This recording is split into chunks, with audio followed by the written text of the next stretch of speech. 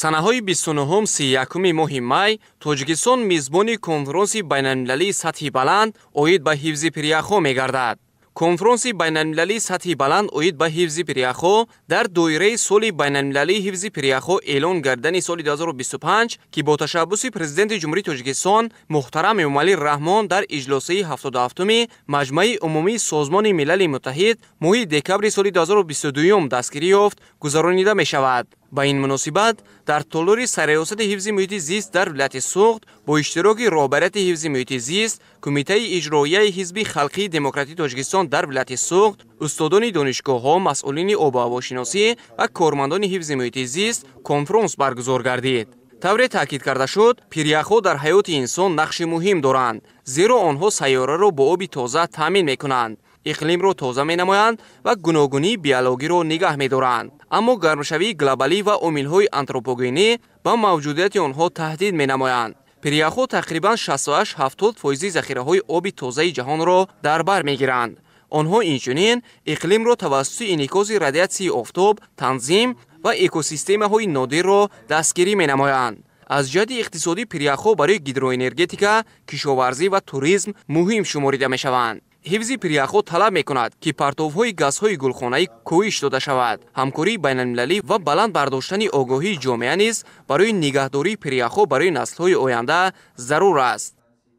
ҳифзи пирях дар замони муосир яке аз масъалаҳои муҳим ба шумор меравад. бо назардошти ин муҳимият, ҷаноби олӣ муҳтарам Эмомалӣ Раҳмон дар сатҳи байналмилалӣ вобаста ба ҳифзи пирях пешниҳоди муҳим намуданд. албатта ин мушкилот тамоми ҷаҳонро фаро гирифтааст. аз ин лиҳоз мо бояд дар самти ҳифзи пирях тадбирҳои зарурӣ андештем. инчунин бо иқдоми Сарраёсати ҳифзи муҳити зист дар вилояти Суғд якҷо бо милитсияи экологӣ ва бахши ҳифзи муҳити зисти шаҳри Бӯстон акси ҳавои тоза баргузор гардид. роҳандозии тадбири мазкур дар самти тозагии ҳаво ва муҳит таъсири мусбат расонида тибқи нақша пайваста доир мегардад.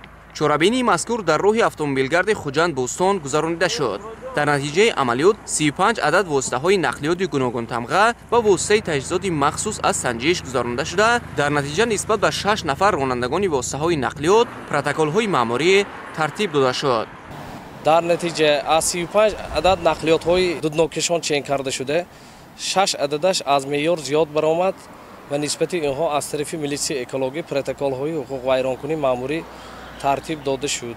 дуде ғилисе ки аз нақлиёт хориҷ мешавад, якумаш ба саломатии инсон ва табиат зарар мерасонад.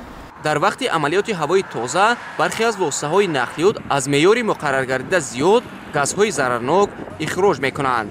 маврид ба зикр аст ки тоза нигоҳ доштани муҳити зист ва ҳавои атмосфера аз масъалаҳои асосӣ ба шумор меравад. дар доираи нақшаи чорабиниҳо бахшида ба рӯзи умумии ҷаҳонии ҳифзи муҳити зист бо ташаббуси ташкилоти ҷамъиятии ҳифзи муҳити атроф дар якҷоягӣ бо Сарраёсати ҳифзи муҳити зист дар вилояти Суғд дар донишкадаи кӯҳию металлургии Тоҷикистон воқеъ дар шаҳри Бӯстон озмун викторина байни нозирони сабз баргузор гардид. дар озмун викторина 13 даста аз ҷумла хонандагони 6 муассисаи таълимӣ аз шаҳри Истиқлол, ҷамоати деҳоти ғозиёни нои Бобоҷон Ғафуров, таълимгирандагони марказҳои таҳсилоти иловагии шаҳрҳои Хуҷанд, Бӯстон, Гулистон иштирок намуданд.